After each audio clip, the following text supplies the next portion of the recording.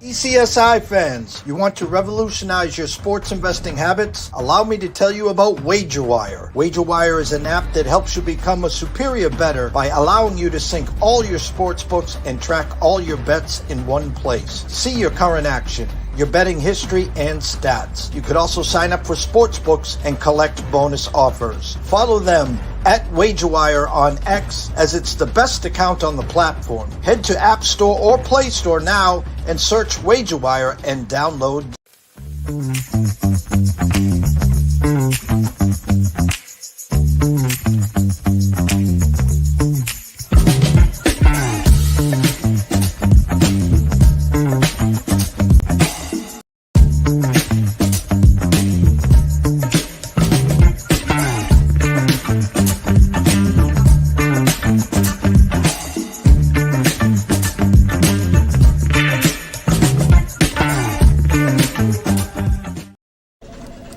Jared, hey, we're gonna need you to tone it down with the Summer Friday thing, okay?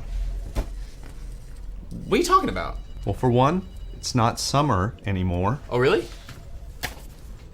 Coconut. Also, who is this? I'm the caddy. Oh, he's my intern. Sorry, intern. I'm his intern. Yeah, he's doing a great job. No golfing in the office, okay? Summer Fridays are over. You can keep the Hawaiian shirt, but the rest of this stuff, all right? Are you grilling? Oh, yeah. Did you want a burger or a hot dog? No, grilling in the office. That's a good point. We should take this outside. No, that don't. You put that right back down. Yo, it's all in the hips. Oh, dude, come on, we gotta go. Let's go.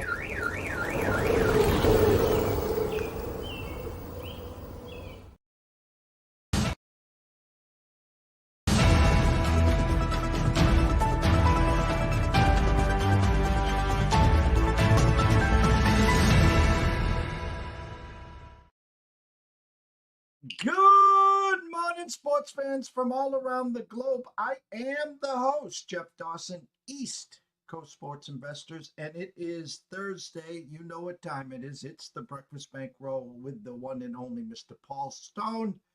Talking some college football, I think we got a pretty big game in the Big Ten with a lot of, let's say, playoff implications moving forward. And at the half hour, Cam Stewart from Sports Grid will be joining us for the second half hour, just talking whatever Cam feels like talking. So first and foremost, a shout out to our proud sponsor and partnerships. It's WagerWire. Head on over to Google Play, download the apps. It's free. Viva Tequila Seltzer, as you just saw, CT Bets, and the East Coast is Cuckoo for Coconut. And Atlanta Steak and Seafood. Jump on over to Facebook, follow Terry Smith, then head on over to Atlanta Steaks and Seafood website. Use the promo code STEAKS10 and get 10% off your full order. So without further ado, Mr. Paul Stone. Morning, sir. Jeff, how you doing? Looking forward to week 10. Got that big game that you were talking about kicking off at noon Eastern time Saturday with Ohio State traveling to Happy Valley to play those Penn State Nittany Lions. Going to be a great kickoff to another outstanding weekend of college football. And let's start right there. We might as well go right for the gusto there. Penn State, I think of the whiteout. I think of James Franklin arm in arm walking out and just the lights out, the white. And it's a 12 noon game, which instantly tells me that gives Ohio State that advantage. Why isn't this at 7:30 or 8 o'clock? Yeah, I know a lot of people are disappointed, especially there in State College, Pennsylvania, that this is not a prime time game. I don't know exactly how all the dynamics work there, but Penn State, I think their bigger issue, certainly that would probably give their crowd a little bit more of an opportunity to get lathered up, if you will, by kickoff. But, they've got an issue there at quarterback. I don't think Drew Aller is going to play. Their backup, Bo Prabula, he played well in relief of Aller this past Saturday at Wisconsin. But it's going to be a different animal getting ready for that Ohio State defense. So it could be interesting if Aller's unable to go and they have to go with the backup. And 2 weeks ago, we were headlining a Nebraska-Indiana game in the Big Ten, and a 6.5 point spread we thought would be kind of tight, and Indiana absolutely steamrolled them. Nebraska goes into Ohio State last week, I don't know, 24, 25, 23-point underdogs, and they played their butt off. So, I mean, I say, obviously, the Indiana game, they were peaking. Matt Rule and company was this close and potentially one of the biggest upsets of the year. Can we use that the same thing as Ohio State? Probably, where it saw what Nebraska did at Indiana, kind of peeking ahead to this week. Yeah, I think especially as you get later into the season, these guys have not only been, this is not only their, seventh, eighth game or whatever, but they've been practicing since early August with maybe only one off week to this point. So they're going to start to lose a little steam, and you're going to have more focus some weeks than others. And they knew this game was on the horizon, and Nebraska perhaps did not pose as much of a challenge, especially on their home field there in Columbus, Ohio Stadium, as maybe they expected during the summertime. So maybe they took their foot off the gas a little bit. Ohio State only 280, I believe that's right, total yards against Nebraska. Did not show a whole lot offensively against the Cornhuskers. So we'll see what Will Howard and company can do on Saturday against Penn State, one of the better defenses in all of college football. A tale of two halves. My eyes were glued in the 12th man and in Aggies versus LSU. And a first half LSU looked like potential Final Four contestants there. And coach pulls the plug. He goes to a quarterback that I guess gives them two dimensions. Man, can he run like a Dickens? And he threw the ball great. 4 possessions, 4 touchdowns. This Aggies team is cooking with Crisco right now, Paul. Yeah, they're playing well. I mean, they have the great luxury of having 2 quarterbacks. I really expected when Connor Wigman was injured early in the season and Marcel Reed came in and played well for that 2 or 3 game stretch. I really thought when Wigman got healthy, which was the Missouri game, that Reed would still be the starter. But he decides to go with Wigman against my judgment and perhaps some others. And Mike Elko knew what he was doing. I mean, Wigman had the best game perhaps of his career against Missouri. They just all his throws were on the mark, and they just boat raced the Tigers. And then against LSU Saturday night there at Kyle Field, LSU ahead at one point 17-7. Looks like they've really got the Aggies on the ropes. Wigman, maybe not playing particularly well. The offense certainly not humming on all cylinders, so to speak. And so he goes to Marcel Reed, and Reed comes in and with that running dimension, and also aided by some interceptions from LSU quarterback Garrett Nussmeier, the Aggies turn the tables, look like gangbusters in the second half, and get the huge victory over LSU as the Aggies continue to look like a potential national playoff team. Now, staying in the SEC, if I remember correctly, which sometimes and most of the time I don't, but a week off for Alabama, and those two meet, LSU and Alabama, next week, right? They do. They meet on November 9th. So that's a huge game. Certainly an elimination game any way you cut it, I would think. So going to be interesting to see how that one pans out. Game we talked about last week, and if you looked at past history, we were hoping it didn't happen. We're talking obviously about Navy and Notre Dame. The undefeated Navy team come MetLife, neutral field. Notre Dame does what it often does to the midshipmen. Line dipped to as low as 11, I think closed back around 12, 13. Notre Dame, other than that loss in Northern Illinois, again, putting things together, Paul. Yeah, I mean, they took care of Navy. Navy came into that game a very public underdog. They were punching way up in class, though. Navy's schedule going into Notre Dame only ranked 144th by Jeff Sagarin. So they really hadn't played anybody. And Notre Dame, they've got some pretty decent victories, but it's still kind of a lukewarm schedule. I don't see how if they go 11-1 in the regular season, even though that's such a bad loss, losing at home to Northern Illinois of the MAC, a team that's not even going to win the MAC. Really bad loss, but I don't think the committee, of course, it depends on other factors and how other teams fair, but other teams will have some more blemishes. They'll lose some games. And if Notre Dame ends up 11-1, the Fighting Irish will probably be in the playoff. And with that defense and with that offense getting better each week under first-year starting quarterback there anyway, Riley Leonard, the Irish would certainly be a formidable opponent to deal with in a playoff scenario. There's two games. We're going to get to your recommendations soon here. I wanted a couple of games that I wanted to go over. Let me get my mouse to work here. Could we potentially put these two teams on upset alert? And I want to get the local, the updated lines. Oregon travels to Michigan. Michigan, got beat up pretty good early in the year at home, and then they upset USC. 14 and a half now against Oregon there. And the other game I was looking for, and there it is, Florida and Georgia, the biggest cocktail party in the world, they like to say, opened at 17 and a half and now down to 16. Both those games, I mean, we expect Georgia and Oregon both to win. I don't know your thoughts on them covering, but any chance either one of those two could slip up this week? I don't think so, but I mean, this is college football and it's the first weekend in November. And man, it seems like, funny things happen in college football throughout the season, but it seems like this corridor in late October to about mid-November is where we see some of the biggest upsets.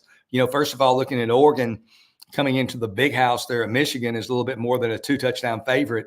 You look at it statistically, you look at the recent play of quarterback Dylan Gabriel, playing at a really high level. And then you just look at Michigan's lack of offense and their struggles at the quarterback position. They're now one of their quarterbacks, Jack Tuttle, who started a game. They've had 3 quarterbacks, I think, start a game. Jack Tuttle has retired from football due to injuries. Now they're left with starter Davis Warren and their change of pace running quarterback, Alex Orji. But it is college football and it is Michigan, and they still play pretty good defense. And again, funny things can happen this first week in November. So I think Michigan probably has the better chance. I did take a small position on Michigan plus the points. My concerns for Florida playing Georgia there in Jacksonville. 2 of Florida's top 2 players, their receiver, Eugene Wilson, perhaps their top threat on offense, will not play. Their top cornerback, Marshall, will not play. And they already probably had some depth issues. In Georgia, they just seemed to hit another gear against Texas a couple of weeks ago. And if they keep the foot on the gas and play the way that they did against the Longhorns, especially up front on both sides of the ball, I think the Gators might be in trouble for a long day. So I think if of those 2 teams, I think Michigan has the more likely opportunity to pull the major upset. Last night, now we're coming up on our 10-year anniversary. January 1st, 2025 will be our 10-year anniversary of public service on the airwaves here on social media. And as you know, in these lanes, there's certain teams that are your bugaboo. I call them my kryptonite. And when you get me once, okay, you get me twice, shame on me. And if I go back to the well the third time, well, I usually call it the banana in the tailpipe. And there's a team that over this 10-year span, I have tried to dip my toes in. And I'm telling you right now, Paul, if I dip 10 times, I bet you I'm 1-9. And I'm talking about Liberty. And Liberty played last night, basically opened up as a pick, maybe a 1-point underdog. There was at least a 3.5 point flip. They closed 2.5 point favorites. Had a million opportunities, whether it was a 4th down on the 17 and they weren't supposed to snap it and go for the tie, interceptions. Do you have a pulse on this Liberty team? I hadn't bet them through too much the last couple of years. I did have just a small bet on Jacksonville State on the money line plus 1.25 last night. And my concern about Liberty was, their only goal, and I mean their only goal going into the year, was to make the National College Football Playoff. They knew they had to go undefeated to do that and still hope that the committee didn't take too much against them for their extremely weak schedule. Last week, they get upset as more than a 20-point favorite on the road at Kennesaw State, one of the worst teams in the entire FBS. So they have that one loss. Their playoff aspirations are clearly out the door. So to me, Liberty from this point really ranks as a looking at it into the future, which is all that really matters. We learn from our past experiences, but I think Liberty is a play against team. It is perhaps a little bit of a dicey situation because Conference USA does not offer a great level of competition. Jacksonville State last night, their opponent, is one of those teams that can play a little bit. They've got some offensive firepower behind their coach, Rich Rodriguez and company. So they were able to pull off the mild upset there in Lynchburg. So, yeah, I think Liberty's a play against team. They just don't have as much to play for. And it'll be interesting to see as well if any of their players opt out and that kind of thing that's become part of the fabric of college football in recent years. And lastly, before we get to your recommendations for the week, I want to go back. We talked about this game. We highlighted it last week, and that was Boise State and UNLV, a game where I think UNLV did everything that they wanted to do. They slowed down the Heisman favorite, which is now third or fourth, Mr. Genti. They controlled pace. It wasn't first one to 40 wins this game. I thought they did everything right. I guess my question to you is, Boise State comes in, Genti doesn't get 200 yards. He doesn't score 3 or 4 touchdowns, yet they walk out with a win. And I think they control their own destiny now.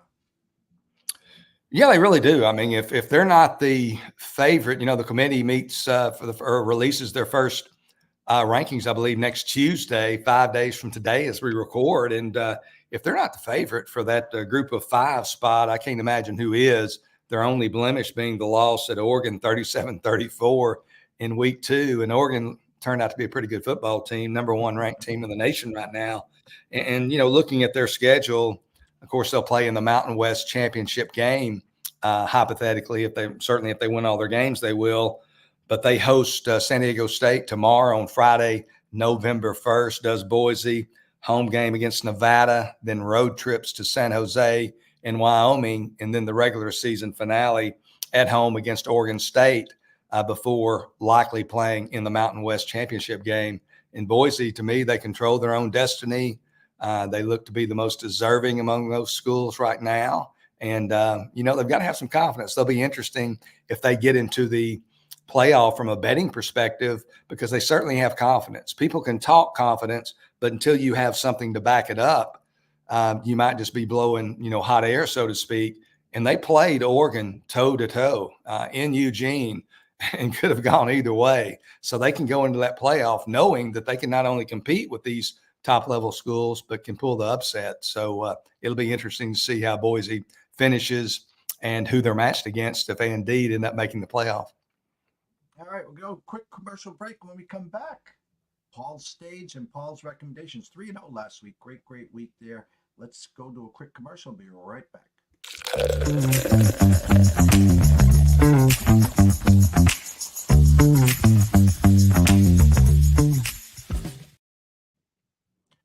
The stage is yours, my friend. Take it away. All right. We limited on time, Jeff? No, not at all. Okay, good deal. I'm going to start with Vanderbilt going to Auburn. This game been 6.5 most of the week. Yesterday, I think it pretty much went to Auburn being a 7-point favorite. I'm going to look at the underdog, though. Those Vanderbilt Commodores, they have done quite the job this year in the role of the betting underdog. And their quarterback, Diego Pavia, last year obviously played at New Mexico State, led them to their second straight bowl game. His head coach, though, Jerry Kill, leaves Las Cruces at the end of the year. So Pavia goes into the transfer portal. He initially committed to Nevada. So Pavia is headed to Nevada. He gets a phone call, though, from Jerry Kill. And Jerry Kill says, "Hey, Diego, I'm going to Vanderbilt as a consultant and want you to come with me." And he says, "Well, Coach, I've committed to Nevada." He said, "Well, whatever. You're coming with me to Vanderbilt." So the rest is history. Pavia follows. He's very loyal to Jerry Kill. He follows Jerry Kill to Vanderbilt. And as we like to say, the rest is history to this point. Vanderbilt off to a 5-3 start, on the cusp of their first bowl appearance since 2018. The 5 seasons prior to Pavia's arrival this season, Vanderbilt straight up 12-47. So they have not been very good, arguably one of the worst, if not the worst, Power 5 team in college football. But Pavia, you got to love him, his bulldog mentality. The Commodores 5-0 against the spread this year in the role of betting underdog, and that includes 3 outright upsets as a double-digit underdog, one of those being back on October 5th when they, at home in Nashville, upset then top-ranked Alabama 40-35 as a 23-point underdog. One of the great games of this season, including last season in New Mexico State. Diego Pavia loves being the underdog. He is 10-2-1 against the spread as the betting underdog with 8 outright wins. So there's got to be a connection here. I think the quarterback battle period is in Vanderbilt's favor this weekend. You look at Auburn's quarterback, Peyton Thorne. He's thrown a total of 17 interceptions in a season and a half there at Auburn. Has an interception rate of 3.8%, which is extremely high. So I think Vanderbilt is in good position to at least push the turnover battle, if not win the all-important turnover battle. So I always try to, quantify that as well as I can. And Thorne just throws a lot of interceptions. Between his previous couple of years at Michigan State and now at Auburn, he's thrown 41 interceptions in his career. Has to be among the active leaders in that dubious statistical category. So I like Vanderbilt's chances of competing here. And looking at the turnover battle again, last week against Texas, they intercepted Quinn Ewers 2 times, and both were on tipped balls. So they're very active defensively, very opportunistic. I just like the way they're playing. It's hard not to back Diego Pavia as an underdog, so I'm taking Vanderbilt +7. Looking at another game, this game in the American Athletic Conference, SMU hosting Pittsburgh. They're in Dallas, Gerald Ford Stadium, and just a huge game. Both teams still having playoff aspirations. Eli Holstein, he was kind of iffy, but they've said that the Pitt quarterback will play. Same for SMU's quarterback, Kevin Jennings. He's questionable, but it seems like Jennings will play as well. You look at last week's games, and these two teams are coming off very dissimilar performances, especially from the turnover perspective.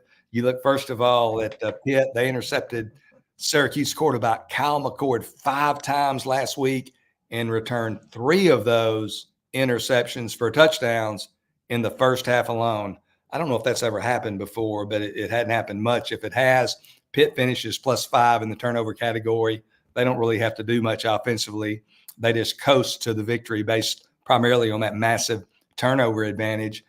SMU, meanwhile, they're on the opposite end of the spectrum.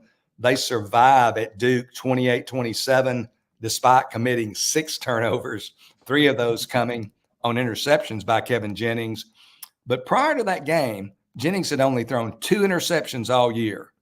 SMU was +7 on the year in the turnover category, again, prior to playing Duke. So I see last week's as an outlier. That's not the Ponies' DNA. They're not a turnover machine. So I think they're going to revert to, their normal performance. Pitt's undefeated. They hadn't played a team, though, in Jeff Sagrin's top 35. I think SMU's a little bit of a step in class. I think Kevin Jennings is going to be really, on his game. I think he's going to want to atone for last week's really disappointing performance. I like SMU -7.5 over Pitt. And then we'll look at a total in a game played in San Antonio, Texas, an American Athletic Conference matchup between Memphis and Texas San Antonio, the total there being 61.5. And they're going to play again Saturday at the Alamo Dome in San Antonio. I expect lots of offensive plays and potentially lots of points. You look at UTSA, first of all, they lead the nation in offensive plays per game, 84 plays per game. So they play very up-tempo. And then Memphis, not far behind, they're 7th nationally in offensive plays, just a shade under 76 plays per game. Both these teams throw the ball approximately 55% of their offensive plays, which obviously, plays into the fact that they do snap the ball quite a few times. You look at this UTSA team, they were picked to finish 2nd in the league in the preseason media poll, but it's been a really tough year for Jeff Traylor and the Roadrunners to this point. Only 3-5. They're in danger of not qualifying for a bowl. for the first time since 2019. And most of their struggles, almost all of their struggles, have been on the defensive side of the ball. UTSA has not been very good defensively. They ranked 120th in scoring defense. They allow 35.7 points per game. Opponents are scoring an average of 11 more points a game than their seasonal average. So that's always a good barometer. Tulsa, this is who UTSA, I think they were leading by 28 at half last week was UTSA. Tulsa, coming into that game against UTSA, in their previous 6 games, this was an anemic offensive team. Tulsa had averaged 15.6 points per game in their previous 6 outings. Against UTSA, in the second half alone, they had 333 yards, 39 points in the second half alone. So that kind of tells you the state of Texas San Antonio's defense right now. The Roadrunners, however, still play a little bit of offense. Their quarterback is Owen McCowan, the son of former NFL quarterback Josh McCowan. He last week threw for a school record 434 yards against Tulsa. So they're still putting up some points, scoring. And I like this game to go over that total of 61.5. Always, when I'm looking at an over, Jeff, I like to look for the 3 Ps, lots of plays, lots of passes, and lots of points. That's what we're looking for here. Over Memphis UTSA, over 61.5. You were spot on last week on that under/over as well. I mean, it sounded like a slot machine at the Bellagio, the way the points were going on your over last week. I guess last question I will ask you here is we talked about the 2 lost teams, and next week, as you said, LSU will be playing Alabama. Loser will be out. Elimination game. Ohio State with 1 loss here. I know the sense of urgency. We understand, what would happen with the second loss here. They'd be out of the Big Ten championship picture there. I couldn't imagine pre-flop, Paul, this Ohio State team not in the final 12, never mind the Big Ten championship. I mean, that sense of urgency. I mean, you talked about the Penn State quarterback situation there. I mean, what would shock you more that James Franklin finally breaks through? Almost reminds me of Jim Harbaugh. What was he, 0-9 against Ohio State? And is this the time? I mean, that sense of urgency for Ohio State and the noon kickoff. I mean, and the quarterback situation. Ohio State can't lose this game here, correct? They certainly don't need to lose it. I mean, one thing you've got to be a little bit concerned about is Will Howard, their quarterback, the Kansas State transfer. He's thrown some interceptions during his career and can be a little bit shaky. If they were to lose at Penn State, as long as they were not defeated decisively, I mean, obviously their road to the playoff as a 2-loss team would be contingent and related to how other teams perform down the stretch, certainly. But I think the Big Ten is going to get 3 teams. They're going to get 3 teams in the playoffs. So I think even if they lost, they don't want to, because they would be at the mercy of the committee, so to speak. But I think if they finish 10-2 in the regular season, provided they don't just get blown out by Penn State, I think they would still probably be better than an even money team to make the playoff. But they do need this win here. They don't want to, a lot of teams are going to be on the ropes, and they don't want to be one of those teams from their perspective. Well, it looks like first one to 24 wins that game. It's got that 24-20, 24-21 making there. Maybe a walk-off field goal. Who knows? Scroll has been going the whole time. Everyone knows to follow you on X at Paul Stone Sports, but I like to let you finish off where they can find your website and what you got to offer. Yeah, they can, like you said, my Twitter handle or X handle at Paul Stone Sports. If they want to take their interest a little bit further and take a look at some of the products and services that I offer, my website, paulstonesports.org. Again, that's paulstonesports.org. Paul, always a pleasure. The favorite day of the week for me. I could talk hours for you. I know you got other spots to do. Thank you so much. Best of luck this weekend, and we'll catch up with you next week. Hey, same to you, Jeff. Appreciate you having me on. Take care. Go follow Paul at Paul Stone Sports. Go check out his website at paulstone.com. sports.org, the best in the business. You can catch him too sometimes on the Sports Grid. I saw him Saturday night at 7:30 with Adam Kaufman and, of course, Brady Kannon. We're going to go to a couple commercial breaks. When we come back, we're hoping Cam Stewart. Stay tuned.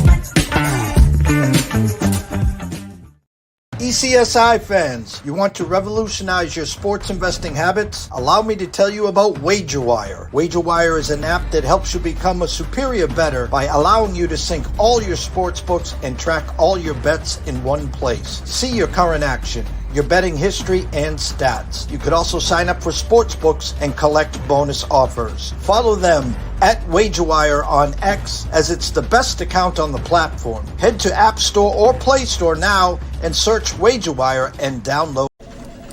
Jared, hey, we're gonna need you to tone it down with the Summer Friday thing, okay? What are you talking about? Well, for one, it's not summer anymore. Oh, really? Coconut. Also, who is this? I'm the caddy. Oh, he's my intern. Sorry, intern. I'm his intern. Yeah, he's doing a great job. No golfing in the office, okay? Summer Fridays are over. You can keep the Hawaiian shirt, but the rest of the stuff, all right? Are you grilling? Oh, yeah. Did you want a burger or a hot dog? No, grilling in the office. It's a good point. We should take this outside. No, that don't. You put that right back down. Yo, it's all in the hips. Oh, dude, come on, we gotta go. Let's go.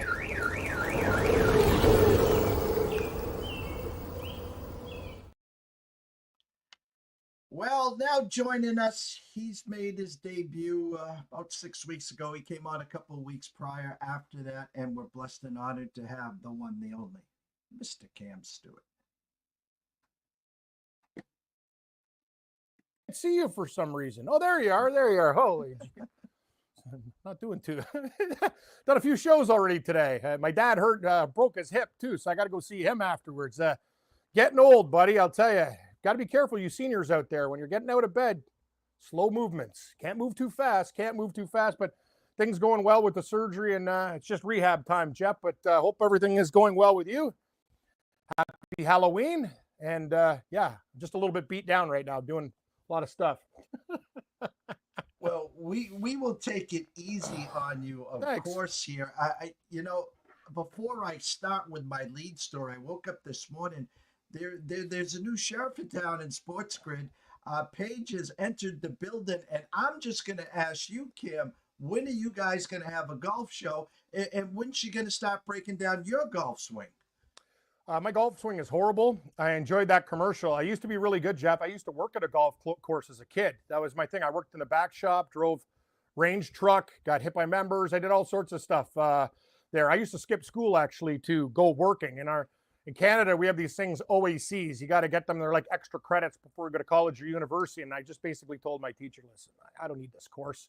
I'd rather have money in my pocket and golf, because we had free golf privileges. So might have taken them, a little bit longer. And I'm like, I really don't care. All my friends were losers eating in the cafeteria. I was out making money and playing golf, which, God, I wish those days came back, Jeff. They were so damn good. But anyway, yeah, I saw that commercial with the guy. That's what I would do in my office. I'd tell the boss, get bent. I'd hire a caddy and a barbecue in there and basically have one of them coconut alcoholic drinks that he looked to be pimping on the show. It looked pretty damn good. And a chest full of beer, please. Ice cold. Yeah, I was on last night, 8:30, with Dave Sharapan and Scott Wetzel on the Sports Grid. And producer Matthew sent me, hey, got any leans or anything, and send them over before 5 o'clock. So at 4:09, I send out the Yankees team total over. I send out Judge plus 220 for a homer and some other stuff there. So we come on to the show, and we're backstage, and Dave goes to me, no, Jeff, no, right? And I said 2004. and I right down the street from Fenway Park. I was there when the stolen base, Dave Roberts, and I was there game 5, and the Red Sox were chirping, Cam, to the Yankees. Don't let us get back to New York. That's all they were saying. Don't let us get back to New York. And what happens last night is the Yankees erupt. They got a 5-0 lead. They're interviewing Boone, and he's talking about, we just want to get into the charter plane and get back to L.A. Yeah. I coached T-ball all the way through Legion. I've never seen a 6-out inning. I've seen 2 errors, a pitcher not cover first base. Oh, and let's add catcher's interference and a balk. I feel cheated we don't have baseball tomorrow night, Cam. I got to be honest with you. I'm happy for Wetzel. We always bust his balls about, hey, Wetzel, you're going to get some new jeans and stuff like that. You're damn right. He's going to buy the Levi's factory with Freddie Freeman at 33-1, and I'm happy for him. I go, maybe you can get some upgrades to your cottage home there, Wetzel. But I know what happens. Mrs. Wetzel and the kids have their hand out like that. That's the problem with gambling, Jeff. When you're a winner, everybody's your friend. I remember when I'm winning at the blackjack table, all of a sudden, I see all these guys behind me. Where were you when I was losing and getting pumped and I was at the ATM with tears in my eyes? You weren't there, but you happen to be there when I'm winning, right? That's the life of the gambler. So I'm happy for Wetzel. And I got to be honest with you, great pick by him. A lot of people got off Freddie Freeman because of the ankle, but at 33-1, it was a really good bet. And I got to tell you, Jeff, as being a Canadian, I don't have a lot of happiness in anything. As you know, we've talked about the Leafs or whatever, but Joe Carter and touch 'em all, Joe, like probably one of the best moments in my life. I remember 2 Jays World Series, and I remember when we beat Atlanta, and I had a house party that night. I'm like, use the coasters. I got people crowd surfing in my house. I got about 500 people in the backyard, and the neighbors calling the cops. Yeah, well, we're going to have a keg party. Even my mom knew. She's like, she basically locked the china in like one good room, like she had locks, and goes, I don't care. I know you're going to have people over to watch this Jays game. So see ya. Just don't ruin the house and everything will be fine. I'm like, yeah. But my parents used to do a good trick. They'd leave, Jeff, and leave nothing in the fridge for me. That was like their little goal. Like, I know you're having a party. I go, what? You left me mustard? There's like condiments. My buddy's like, what the hell are you doing? But the good news, I worked at Little Caesars. So me and my buddy at the end of the night, we used to like butcher pies and then take a couple home so we had food. Oh, sorry, sir. You wanted anchovies? Like, well, we'd like make mistake pies. The boss kind of knew what was going on, but he liked us. So he let us have a couple pies. But those were the days. And I remember, Jeff, for the second World Series, I had to work at this steakhouse. It's called The Keg. I'm not sure if the American viewers know it. Kind of like an upgraded, like, I don't know, not Ruth's Chris, a little bit lower, but very, very good steakhouse. So I went up, and it was the Jays and Phillies, and my buddy was a golfer, and I go, listen, I don't want to work tonight. I gave him a tailor-made driver to take the night off, and it was the best decision I made because Joe Carter hit that home run that night. So those are great memories for me. And I'm really happy that Wetzel won. And I'm with you, though, Jeff. Like, other than playoff hockey, nothing's better than playoff baseball. Football can't take it up a notch. Basketball, meh. I love college basketball. But the difference between hockey and baseball playoffs are epic. And I got to tell you, never count your chickens. Think about the books last night, too. When I came on with my show and before I did Sports Rage with Morency, we got the Dodgers plus 4.5, 3.5, 2.5.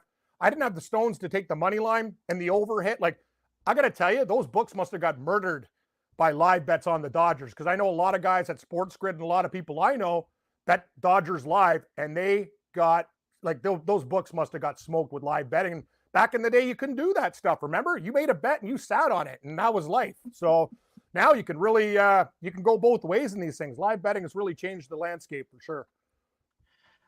Before we transition into the live events going on now, off season for the Jays, Cam, there were talks in the middle of the season when they were floundering, they were going to break up, obviously, Vlad and potentially Bo Bichette. And then there was rumblings, no, they're our core, they're going to stick and stay. What's your gut feel in the off season for the Jays? They're going to keep the pair, and where do you guys really need to add? Oh, we need to add in a lot of places. I got to say this. I think they're going to break it up. I think Vlad stays. I think Bichette might go. I'm not sure, like, they're going to have the ability to keep the whole core. Springer looked a lot older. Our middle reliever, Romero, used to be one of the best closers in the game, Jeff, and you saw him, multiple injuries there. So I just look up and down the Jays lineup. They need a left-handed bat. There's a lot of things that they need. And and I'm looking at the division going, Baltimore, they keep on finding ways to lose.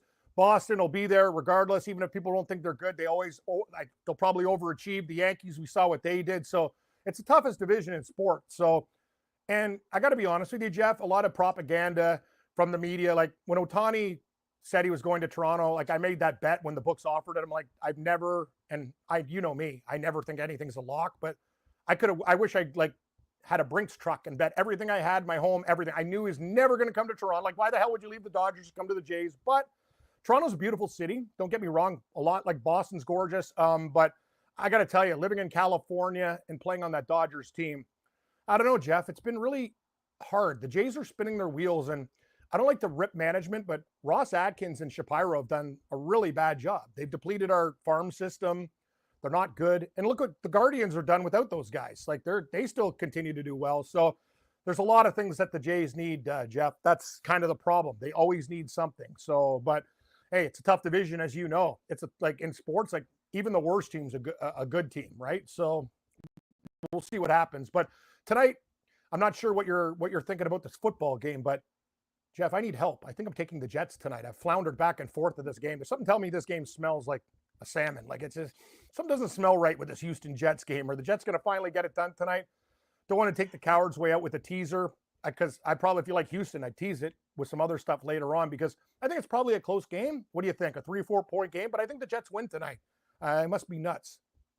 I don't know if they're giving us that false propaganda here, where again it makes no sense. I expected pre-flop Houston to have some regression, and they have. You had a full year on C.J. Stroud, and now you have no Diggs, still no Nico Collins, and other than Mason Crosby, Rodgers has got the whole kit and caboodle back. He's got the band back together. An extra week with Devontae Adams. They were just embarrassed in Foxborough, right down the road from me, not by Drake May, who started the game, but by Jacoby Brissett.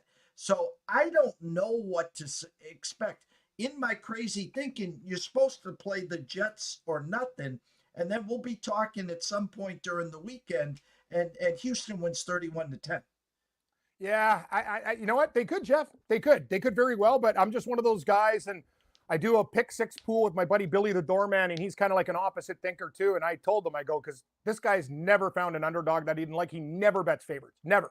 And I text him, I go, I don't feel because I thought he was going to go with Houston, and he's like, no, I don't have confidence in Houston. It's Jets or nothing. And when he says that, I feel very, very good because this guy's a stone cold dog better. Like he doesn't even lay anything like over 2.5. Like he hates favorites. So the fact that he thinks the Jets have a chance tonight, I like. For props too, somebody else has to step up for Houston with all the injuries. We talk about Diggs being gone for the season. Like Hutchinson at 18.5 receiving yards seems very, very low to me. He's 16-1 for a first touchdown. And I'm going back to the Jets with the tight end and Conklin at 20-1. I know Breece Hall's probably the guy. I need a little bit more than 4-1 though, Jeff. You know the way we think. But if he gets the first touchdown, so be it. But I like him for an anytime touchdown. And we lay 20 cents in a hockey game. Why not lay Breece Hall anytime touchdown -120 in the prop market tonight? Yeah, and I'm a big fantasy football guy, and Breece Hall has been killing me on a few of my teams there. And if I look at the Houston side, a couple names to keep an eye on.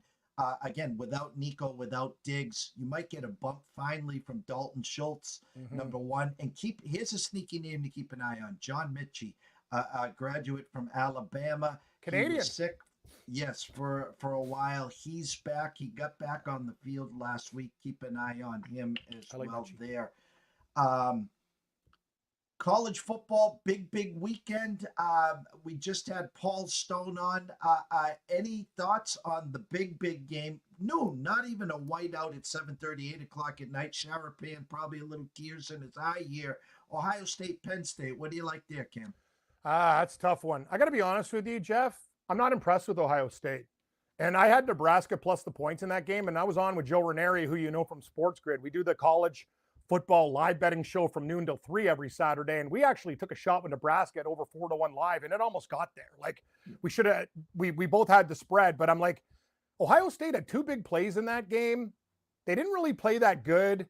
Raiola's a young kid. Like Nebraska's defense played pretty good, except for a couple breakdowns. I like Penn State. Like, I got to be honest with you. I think Penn State is am I nuts to say they're better than Ohio State, Jeff? Like, I don't know what do you think? Like, I'm just saying I don't like the look of Ohio State and the way they played. I know Oregon's a good team. They fell short in that game, but I'm looking at past Ohio State teams and they were a lot more crisp. This team leaves bad teams in games. They give up too much.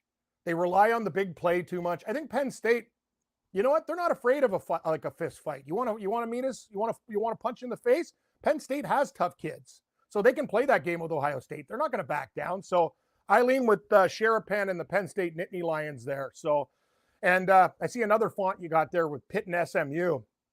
Pitt's just one of those teams, like they're the Rodney Dangerfield of college football. No respect. They don't get any respect. Like what do these guys have to do? They turned McCord into a pumpkin that game. Like Jeff, 3 pick sixes? How the hell do you get 21 points off pick sixes in the Syracuse game? SMU, it kind of feels like a weird spot, but I don't want to get in front of Pitt. I don't like that game as much, but I will take the Penn State Nittany Lions tonight. Watch out, Charlotte 49ers. Jeff, you know me and my dumpster and my metal detector. This is what I do. I roam the beaches looking for stuff because that's what I do. Maybe I'll find that engagement ring that the drunks left when they had too many White Claws on the beach. That's mine now. Anyway, I'm going to take a shot with Charlotte getting many, many points. Look for the over in that game. They almost came back against Memphis. Very close. They were getting murdered in that game. The 49ers, they do have some injury problems, so check the injury report. But I think it might be too many points tonight, Jeff. Who did your boy like? Because I like that guy with the Southern accent. He seems like a nice fella. Paul stayed off of that one. He's on the other side of the SMU. I mean, Pitt, they had like 89 yards last week against Syracuse, and they had like 30 points because of the 3 pick sixes in the first half. We've never seen anything like it. You know, an undefeated team catching 7.5 always makes me raise my eyebrows there as well. Got a few more minutes left with you. I wouldn't be doing my justice if I didn't say we got to talk pucks for a few minutes. You know, we sure do. How about those Columbus Blue Jackets, Jack? Hey, Columbus. I don't know. Are they living on this Goudreau thing? Because these guys beat the Oilers 6-1. They murdered the Toronto Maple Leafs, who are, you could say what you want, they're a good regular season team. And they took the Islanders, who tried to get into the offensive duel with them. They beat them 2-0. I love hockey for this reason. Every single year, you find this team that everyone thinks is crap. They suck. And it's early. But man, the Columbus Blue Jackets are putting money in people's pockets, Jeff. They've been absolutely fantastic. Looks like Colorado, even though they're banged up, they've turned a little bit of a corner. Bet overs with these guys. But what were you saying? So what, you want to take a look at the hockey board tonight before I got to get out of here? Who do we got here? I was going to ask you if you liked anything of hockey, number one. Number two, a temperature in Canada. You know, I do some shows with Andrew McGinnis, and I love that kid. Love him. He's a big Habs guy, and then he's always, digging on the Toronto. Yeah, you can tell McGinnis something, Jeff. Here's a message from me. Habs suck. They reek. Seattle, what did Seattle beat them the other night? I had them on the puck line. I'm like, and I love McGinnis, and he comes at me with the Leafs. I'm like, dude, no offense. Like, the Leafs are a lot of things. They're much better than the Montreal Canadiens. But anyway, I don't want to get into this, but they'll gag in the playoffs. But who do we got tonight here? McInnes, I'm going to tell you, Jeff, he's probably one of the nicest guys ever. Gabe and he comes on our show every Tuesday on Sports Rage on Sports Grid. And there's not a guy, I call him kid because I'm old now, but a guy that I like more and a more honest person. That's the whole problem with this industry. So many people lie about their bets or don't live up to their challenges when they lose. McInnes is the real deal, and he's a guy that I like to support. Tonight, what do you think about this Ducks-Penguins game here? Maybe over the number. The Penguins are having goaltender problems. I'm seeing a 6. The Leafs are minus 200 against the Kraken. I'll probably take them on the puck line, minus 1.5. They're in probably a get-right spot. Ooh, Boston, Carolina, Jeff. What do you think about this one here? I don't feel like laying 90 cents with the Hurricanes. I think I might have to pass. And I got to tell you another story. Washington. How about the Capitals this year? Have you seen these guys, Jeff? They've been fantastic. Maybe the Capitals in regulation against McInnes's Montreal Canadiens, something that I'll take a look at. Well, I'll end with this thought for you with the locals. Montgomery, dead man walking. Last year of the contract, team is in disarray. Yeah. Got shocked again by the Flyers on Tuesday. I was on the I'll Flyers. just say this to you. If they lose and lose ugly, I would venture to say that Mr. Montgomery won't be here by Monday.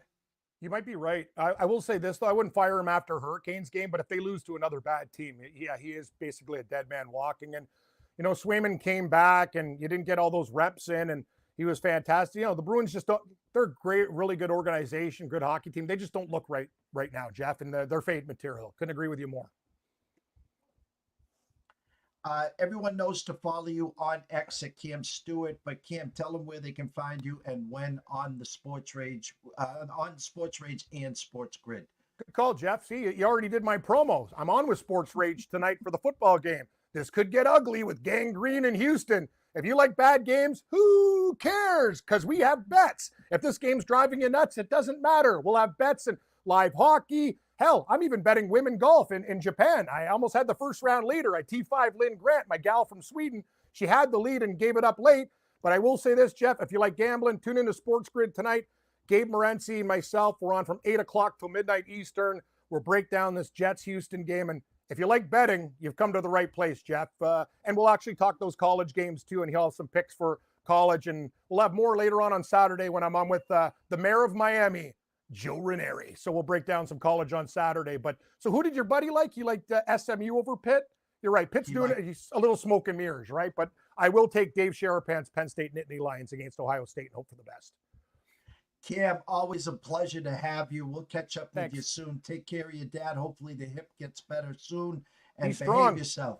Yeah, he's a tough old guy. He fell. He had his arm broken, his hip. He just comes back for more. Jeff, he's an old school Scott. Like he's one of those guys. He won't quit. Love you, buddy. Have a great weekend, and hope everybody hits some winners this week. Take care, Cam. The one and only Cam Stewart. Go follow him at Cam Stewart on X, and of course YouTube TV on the Sports Grid every night with Gabe Morency. The Sports Rage. I think it's 10 p.m. Eastern. Just an absolute riot. Cam, I'll be smiling the rest of the day. Just a joy to have on. We're going to go to a quick commercial break. When we come back, we'll wrap it up. Stay tuned.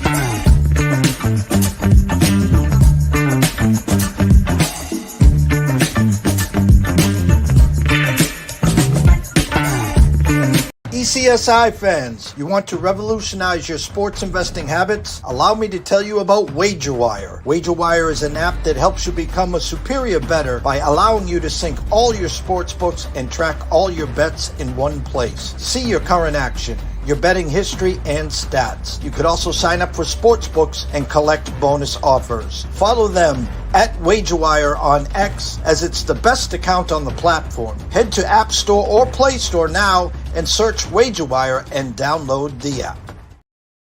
Want to thank everyone for watching and listening. Of course, the one and only Mr. Russell Saylor. Apologies about the mic and my volume. I thought I had it fixed, and I talked to our producers last night. Obviously, we're still having an issue. I will yell, scream, and holler. Hopefully, everyone can hear me as we progress here. 5 o'clock, Ron Marmolewski will be back with College and NFL live from LA tomorrow. 11 a.m. The NCAA Insiders will be talking some college football there. And at the second half hour, Adam Trigger at Adam Trigger WT on X. We'll be talking some college hoops. Tips off Monday. Tomorrow, November 1st, but Monday we'll have a list of college basketball games to go over there. Then at 1 o'clock, set the dial.